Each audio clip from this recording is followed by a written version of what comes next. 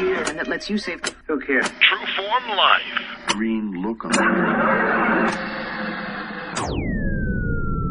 Welcome to Exploring Mind and Body with Drew Tadia. Drew is an expert in nutrition, fitness, lifestyle, and more. And he wants to help you live a healthier, longer, and more active life. Now here's your host, Drew Tadia. All right, welcome to another edition of Nationally Syndicated Exploring Mind and Body. Thank you so much for being here. Thank you for being a part of our True Form Life community. Whether you're tuning in as a new listener or as a returner, we are nationally syndicated across Canada. We're also a podcast around the world. So thank you so much for being here. We certainly wouldn't be here without you. Now today I'm bringing on another amazing guest, as we do here at Exploring Mind and Body. Now today I'm bringing on Meriflor Toneatto, who is the author of Money, Manifestations, and Miracles, which is a guide to transforming women's relationships with money.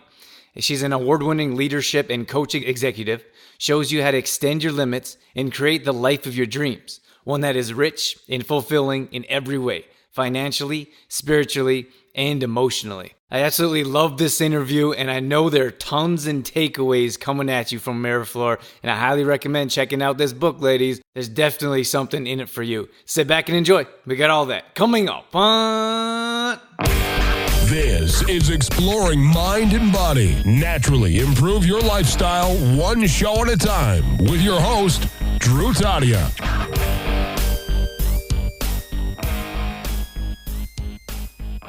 All right, welcome to another edition of Exploring Mind and Body. You heard all about Meriflor in the introduction, so without further ado, welcome to the show and thank you so much for being here with us. Oh my goodness, thank you so much for having me, Drew. I'm so excited to be with you and your listeners. Yeah, absolutely. It's our pleasure. We're so happy we're able to connect. We've been on show at least at this recording time for 7 years. We've only talked about finances one time, and I'm so excited to talk about this subject because you take a more holistic approach when it comes to wealth. Is that correct? That's right. That's exactly right. And that understanding that wealth and abundance in a holistic sense is not only about money and your finances, it's really about your health, about your career, your love and relationship, what's your recreation, spirituality. So when everything is connected, isn't it? It's all interrelated. So when we do one thing in one area of our lives, it really impacts other areas. So I'm really looking at wealth and abundance from that lens. And how did you get into this topic? Where did you begin your journey of helping people understand about finances and wealth and understanding about their relationship with money in particular? Well, it's one of these stories, Drew, about we teach best what we most need to learn. And what ended up happening for me in my early 20s, I left a challenging marriage with my 4-month-old baby girl. And I was faced with this decision of building us a good life. And I remember being so nervous around money because we were living from paycheck to paycheck. And I remember making a really conscious decision in those early years that if I was ever in a position to help other women feel empowered, and especially around money, that I would do it. But I had no idea in those early years what that would be and what my platform would be. And, fast forward to all these years where I became quite successful in corporate, and then I decided to branch out and launch into becoming an entrepreneur as a professional coach. Then I started to work more with women. And of course, sooner or later, the conversation would turn to money. And it was either a source of fear, a source of doubt, or something that could be holding them back. And by the way, this is the case for men as well. And so I thought, I'm going to put some programs together, charge and get paid what you're worth, things like that. And then more women started coming, and even younger girls, ages about 15 and 17. And so I thought, I remembered that promise I had made all those years ago. And I thought, now's the time to write this book, to bring this message out into the world that money can equal self-empowerment for women and men. So here I am with all of my experiences and all of these beautiful case studies and learnings from so many women from all walks of life around the globe. And it's really meant to be of service right now to so many people in the world. So we're talking about money, manifestation, and miracles. This is the book here that you authored, and it's a guide to transforming women's relationship with money. What is the biggest issue when it comes to relationships or lack thereof with women or individuals and money? Money really triggers a lot of emotions for all of us. And, the big things for women is that there's even this more complicated layer in that I call it emotional currency around money. Because of the fact that for men, this is so interesting, Drew, because money is a tool to get from point A to point B, which is very much straightforward. But for women, it's this other complicated layer where it's connected to emotions, to meaning, and to relationships. And so it very much has this component of making it an emotional currency because it's also really connected to women's sense of self-worth and self-confidence and feelings of deserving. And so when you compound that, it becomes very, very complex subject and topic and can actually really hold back many people, men and women. And what this book really does, and I'm so proud of the fact that I was able to help move this forward, is that it gets to the core of why money and women and men feel conflicted about money. And then it takes them on a step-by-step guide that can help them to truly transform their lives, not only financially, but emotionally and spiritually as well. Do you have a favorite part of the book or favorite chapter? Do I have a favorite? Oh my God, I love them all.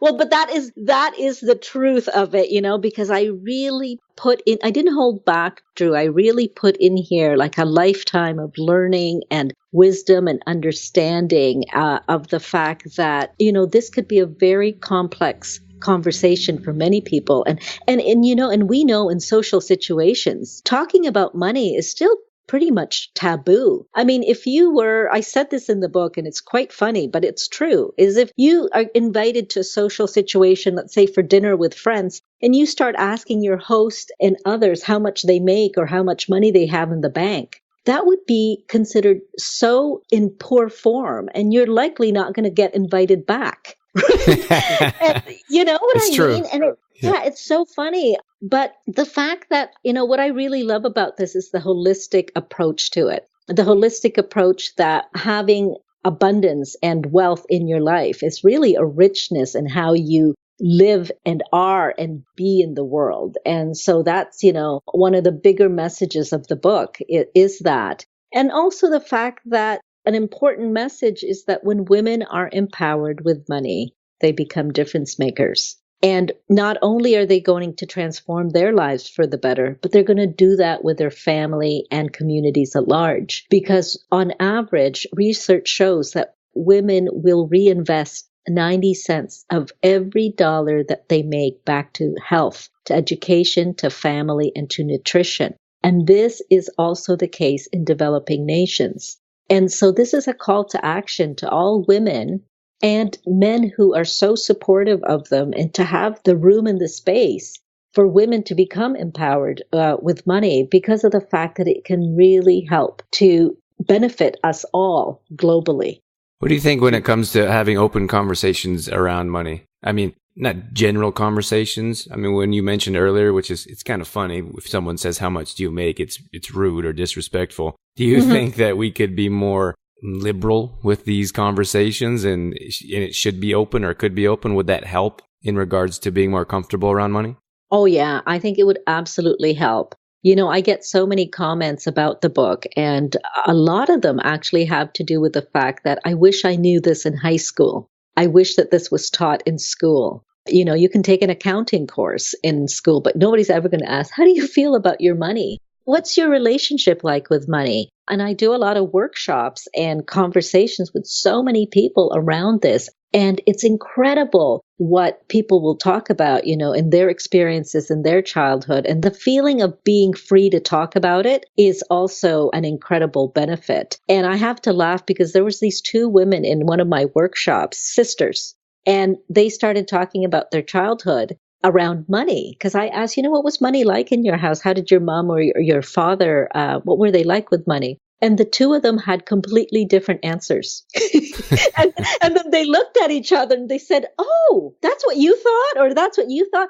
But they never talked about it. And so I think the more people are willing to have that conversation and willing to look within and say, I feel kind of uncomfortable about this. It's because of this. It's because of that.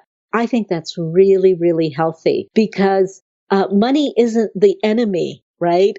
I get people telling me sometimes I have this love-hate relationship with money. I mean, money is just an inanimate object that is a tool for us to do what we need to do. But we put on such meaning behind it. Am I good enough? Am I worthy enough? All of these things that can come on that, which is really belongs in a different conversation, right? But we put that onto money. So I love the fact that we can, with this book, a lot of people are starting book clubs because of it. And they'll tell me about it. And sometimes I'll be a guest on their book club. And so I think it's so timely for us to be having these conversations. If you were to give one piece of advice for someone that's tuning in right now, maybe the thing that comes to your mind the most often or a question that's most asked, what would that be to one of our listeners that want to make a change in their life financially? Well, I think there's two things that I'd like to say about that. It first starts on a mindset level, and then it starts on an action level. So from a mindset perspective, anybody who is listening to us or right now experiencing some challenges around money, I want them to know that irrespective of what your challenges have been or are with money, they don't define who you are, and it doesn't dictate your future, because you are in charge of that future, and you have this beautiful thing that's called choice. You have the power to choose, and you can choose to make it different. And the beautiful thing about choosing is that it's free. So you can make that decision right now. And then the other thing is on an action level is, again, look within, identify what that core emotional block or belief might be about money that's no longer serving you. And then use this book and apply it nourishingly in your life, because there's so many strategies, tips, and tools that I put in there that could really help you become more empowered with your relationship with yourself and with your money. So when it comes to mindset, how do we change our mindset around money? Is it, instead of like lack for me is something that stands out? Like I feel like we don't have enough time, we don't have enough money, we don't have enough friends. So maybe feeling more abundance, is that a type of mindset that you're talking about? Yes. And it's really about reframing too. We can catch ourselves sometimes in the way we think or what we say about money that are filled with words like can't, or lack, or a scarcity. And if we can catch ourselves and reframe that and replace it with something else that feels much more expansive to us, and from an emotional standpoint also makes us feel good about it, that there could be possibilities or opportunities, that's a really good thing. Now, I've been doing this for many years, and it's like building a muscle, Drew. It's very interesting, because sometimes I will even say something about money that could be negative, or like, oh, I'm never going to get this, or I'm never going to get that. And then I will sometimes, even to this day, say, you know what? I'm going to take that back. I'm going to take that back and say, what I really mean to say is that I am looking forward to the day when I have X. And so when you do that with yourself, you consciously, intentionally begin to think about wealth consciousness rather than a scarcity or lack. And that's something that we can all do. Like we can all take these action steps to change I think sometimes we feel like I'm stuck in this financial rut and there's nothing I can do about it. Yeah, no, that's very true. And you do not have to be your circumstance. And that money story that you can be playing, the ticker tape in your head, you actually have the power to change that much quicker than you think. And even when we just talked about, the reframe of shifting your mindset, that can happen at any point, because that's where you can feel really in control or powerful of the fact that you get to decide how you want that to be in the next minute. And then you extend that further and further and further until you begin to see that your external world will start to show the abundance that you want to have, because it's an inside job to begin with. I know you mentioned some success stories in your book, and you also did earlier in this interview. Is there a favorite story that stands out, or maybe one that comes to mind given the topic we're discussing right now? Yeah, there was this one woman I was working with who was really, really angry about money. And she was really resentful of her parents because she had to, they had some difficulties with money with her growing up, and she really felt like she got a bad deal out of it, and she had to work twice as hard as everybody else to go to university, et cetera, et cetera. So she was carrying this around with her, and I remember her talking to me about the fact that she wasn't increasing her income in her business, and it was just feeling like a real tough struggle. And I remember talking to her, and we had a really good connection and relationship. And I said to her, do you think it's time to release that victim identity around money?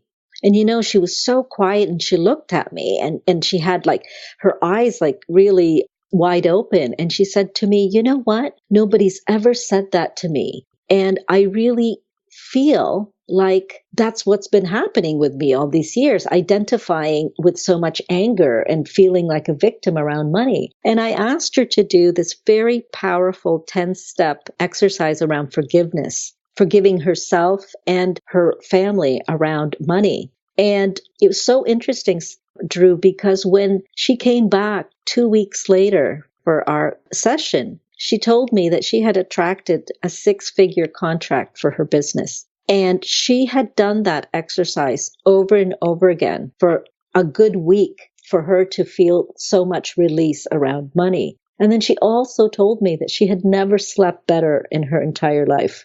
And isn't that just fascinating how she must have been so weighed down with all those emotions of anger, and it was getting between her and the abundance that could come into her life. And I find that I was just so happy for her, but it's really a testament to her shifting, making that shift and choosing that time to release what was no longer serving her. And the sleep is interesting to me because she's probably been worrying about it for so long that lack of sleep was likely normal to her. She didn't realize. And then once she kind of cleared that away, she's finally slept. And that's when your body's really at rest and gets a chance to heal and recover. Exactly. That's exactly what happened. And she just looked happier in general, like lighter, because once she got sleep and she released, and I'm sure in her mindset too, she felt much freer, and the ticker tape of conversation in her head was completely different. Yeah, I think that's so important to clear all those things because it weighs us down. Like money, so it has such control over us, and we feel. For me, I'm in the entrepreneurial world. That's always a tough word for me. Yeah, I need another. I need another name for that word. No, you can just say I'm a rock star in business. That's all you can say. There you go. I'm taking that. Sometimes the show once a week or even twice a week just isn't enough. So if you want more content, if you want to know more about what we're doing at True Form Life, you can find us on Facebook. We're on there posting at least twice a day in the morning and the evening. That's at facebook.com/trueformlife, or on Instagram. That's kind of my favorite platform. I like to post my food pictures and some of the activities that I do, maybe hiking or whatever that may be. And that's just at Drew Tadia on Instagram, and then Twitter as well. That's at True Form Life. So we're highly active. We'd love to connect with you. So find us on your social media platform and let us know how you're enjoying our show. As I'm a rock star in business, Exactly. surrounded by other rock stars, it seems like people are having an issue getting through, maybe leaving their job or finding a new passion or following their passion. And it's all based around finances. And to me, I feel like I know what it's like to be a beginner rock star and have absolutely no money and no budget to work with. But I think that if we could get past that and move forward in following our passion, we would be so much happier and we'd be so much more successful if we could just get past that financial weight that holds us down. No, you're absolutely right about that. I mean, that can really hold so many people back from pursuing something that they have loved. And one of the things around that, because I was transitioning as well when I was doing that from corporate, and I know what that feels like. It's a really scary feeling. And when it took me 5 years when the first thought came into my head about leaving the corporate world and becoming an entrepreneur. And it took me 5 years because the big fear for me was, could I replicate that kind of success and money ever again? Like maybe I was just being foolish, right? And so if that's anybody listening to us, if that's the case for you, you can certainly take baby steps to plan for the big leap, but you do have to have a plan in place. But the thing to remember, though, is that one of the big keys to success is the fact that when you do what you love and then you find a way to use that passion that you have in service to others and helping them move forward or helping them be successful, whatever that is, you are actually activating so much wealth and abundance of the laws of giving and receiving that you will find a lot of not only fulfillment, but success with money in that way as well. And what was the biggest challenge for you when you moved to corporate to doing your own thing? I think the biggest challenge for me, and again, with women, when we're talking about self-confidence, was the fact that I thought, what if, because nobody could figure out, you have the corner office overlooking the lake. Why would you leave, right? So I thought, what if all these people were right? I think it was really around the fact that having the self-confidence to do it. And the fact that I called this is going to make you laugh, Drew, but I kept saying that I got to lift the veil of amnesia because of the fact that I had, success leaves clues, and I had already been very successful. I knew how to be successful. And yet when I went to go become an entrepreneur and take that leap, I somehow got amnesia and forgot, for like a good 6 months to a year. And then one day I thought, hang on, I would just reverse re-engineer this because I've done these kinds of things before in my life. And then it was fine. But it was really that onset of, really doubting myself and also connecting that to money because, what if I don't have that safety net anymore, right? So, but that is one of the things where I call the veil of amnesia. Yeah, I love that because, I think success breeds success. When you're a successful person, it doesn't matter where you are or what you're doing. You take whatever made you successful in one area and you take it to another area and then you find success in those areas. I just have Richard Branson popping in my head, for example. Like, yeah, of course he's successful. Doesn't matter what he does or what new business he starts. I mean, he's a special individual, but I think many of us like yourself, Meriflor, there's no difference. If you've been successful or if you know how it works in one area, you just take that and move it to another area. Yeah. And then when you're absolutely right. And then when we combine it with something that we really love, Drew, I mean, the exponential opportunity for abundance and wealth to come to you in all its forms, including money, is even more sweeter because, I'm way more successful than I was before, because I have now dedicated my platform to serving others, to helping them claim their wealth and then rising as a force for good, as a difference maker in the world. And who doesn't want to do that? Because if you're an entrepreneur, you have in your heart really wanting to make a difference. And, when you do this and when you put yourself into that state of being and you're acting from that place, it's incredible that the universe is going to meet you where you are and opportunities, people, and resources are going to come your way to help you on the next stage and path on your life's purpose and mission.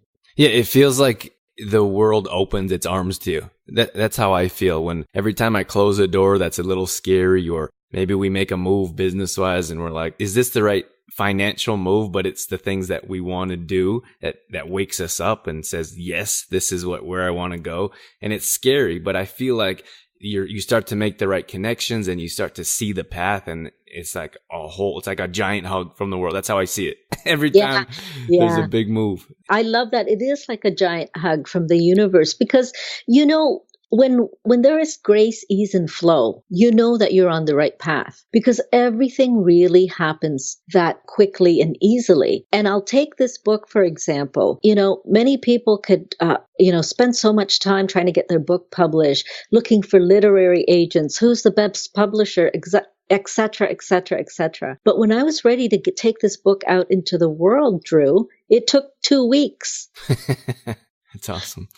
Because that means it was my time. It was ready. That is the path that lit up for me. And it was so quick that felt like I had went to bed twice and then I got a yes. It was just so fascinating. And I'm sure you've had that. You've just talked about it in your life where you get these big hugs from the universe because it's almost this like, yes, you've found your way. You made that 10-degree shift and pivot. And you found your way. And then the universe does respond. Yeah, it just takes that initial courage. And I think we've all experienced it. It's not easy, but I really feel that if we take that leap, so many doors open up to us and we follow our passion. And like you said, you've been more successful. And I think that you can't not be more successful if you're doing something you love more so, and especially when you're serving others. Yeah, no, I think that is exactly true. Very, very true. Meriflor, before we wrap things up here, I'd like to give you an opportunity to talk to our audience here. We know you have this beautiful book here. I highly recommend our listeners pick it up if you do get a chance. Where can they find it? And maybe do you have a website that you can direct us to as well? Yeah, sure. Just go to my website at meriflor.co. That's meriflor.co. And there you're going to find a link to the book. And the book is available online widely as well as in bookstores around the world. And be sure to come back to that link when you do purchase the book because I also have a free audio gift. And it's called The Power of Practicing Gratitude. And I talk about 8 holistic practices that you can start doing right now to welcome more abundance and wealth into your life. And there's also ways there on my website to see what I'm up to in the world, because I work with people around their business as well, around creating their books. I'm also a literary agent. And the other thing is that there is going to be a video course that's coming out about this book, and the book's going to come to life with me teaching it on video. So I'm excited about that as well. Wow, you've got all kinds of things going on. I told you I was way more successful. Good thing you stopped wasting your time in corporate. Oh my God, Drew, it's so funny. But yeah, I'm having the time of my life. And it shows, it's like we've got this great connection and energy because we're doing what we're passionate about. Absolutely. Meriflor, thank you so much. It's been an absolute pleasure. Thank you for taking the time to come on and share your expertise with us and tips along with your beautiful book here. Thank you so much. All right, that's going to wrap things up for this edition of Exploring Mind and Body. Once again, thank you so much for being here. Thank you for tuning in and sticking around till the end. I hope you got some takeaways from Meriflor. I know she offers so much value, and she brings it every time we talk. She actually even offered me some business advice, which was always appreciated off air at the end of our shows. I love making conversation and connections and learning on ways that I can improve my life in different ways as well. So head over to exploringmindandbody.com. If you missed any of our past shows, you can listen to all past shows there. We also have a free app that you can download on any Apple device. So head over to your app store, download Exploring Mind and Body, and take our show with you wherever you go. More details are at trueformlife.com as to what we have going on. We have meal planning, recipes, grocery shopping lists, and more. We also specialize in at-home workouts with videos and more information there. So if you have any questions or if you need to get going in the right direction, we have a free 10-day fitness challenge at trueformlife.com where you can learn how to get going in the proper direction with workouts, at-home workouts. New workouts get emailed to you every day for 10 days, no equipment required, 20 minutes or less. Get in, get out, get on with your day. That's it. That's all I got. I'm out of here. As always, I'm your host, Drew Tadia, in health and fitness for a better world. Thanks for listening. You've been listening to Exploring Mind and Body with Trueform Life's Drew Tadia, fitness expert. To find out more about the show, Drew Tadia, or to listen to past shows, visit exploringmindandbody.com.